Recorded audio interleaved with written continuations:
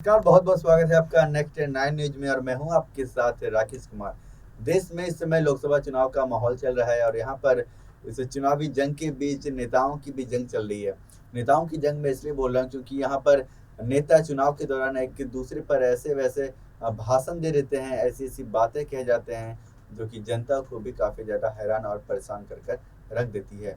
यहाँ पर अभी देखिए दो गुट है, एक तो इंडिया है, एक एनडीए है। दोनों की तरफ से बयानबाजी तेज है। यहाँ पर इंडिया गठबंधन की तरफ से भी कई सारे आरोप गढ़े गए हैं। बहुत सारी आपने देखा होगा वीडियो जहाँ पर बीजेपी सरकार पर हमला बोला जा रहा है, और वहीं पर हम अगर इंडिया गठबंधन की बात करें तो वहाँ पर भी बहुत सारे लोग मिल करके एक दूसरे पर हमलावर है।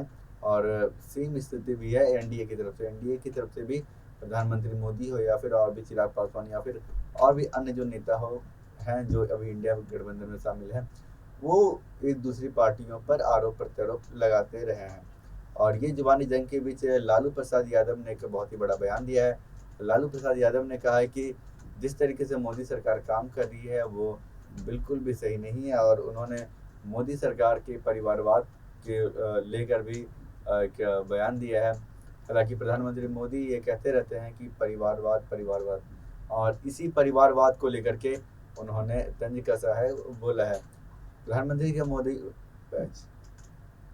प्रधानमंत्री मोदी की आपने देखा होगा कि कई बार वो अक्सर ये कहते हैं कि परिवारवाद का मुद्दा उठाते हैं, और इसी परिवारवाद को लेकर के आज लालू प्रसाद यादव ने भी तंज कसा है। उन्होंने उस पर कई बहुत सारी जो बातें हैं वो बोली है।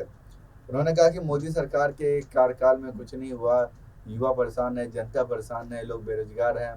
आखिर हो रहा है तो आखिर क्या हो रहा है। उन्होंने इसे लेकर एक ट्वीट किया है। उस ट्वीट में उन्होंने लिखा है कि भारतीय जनता पार्टी मोदी सरकार और बीजेपी के नेताओं को बाबा साहब अम्बेडकर द्वारा रचित देश के सबसे पवित्र ग्रंथ है संविधान से नफरत क्यों। ये लालू प्रसाद यादव ने सीधा साधी आरोप लगा दिया है कि मोदी सरकार को इस देश के संविधान से नफरत है और यहाँ बाबा साहब अम्बेडकर से नफरत है।